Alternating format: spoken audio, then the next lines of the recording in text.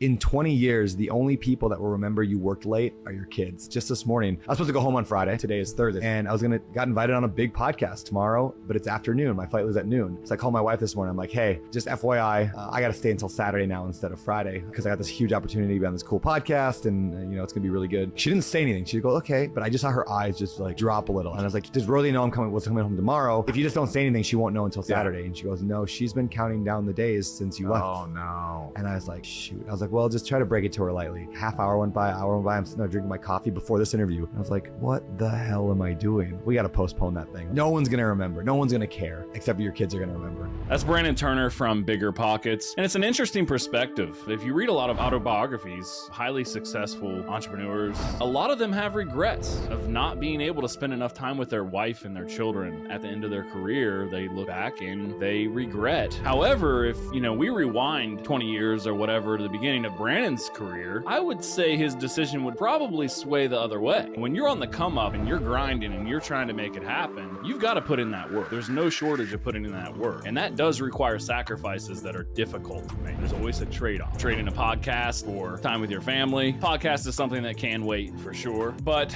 once you're established, it's easy to prioritize the family time. Until you're established, you better put in that work. Because if you don't, you might not have a business and then you can't even provide for your family.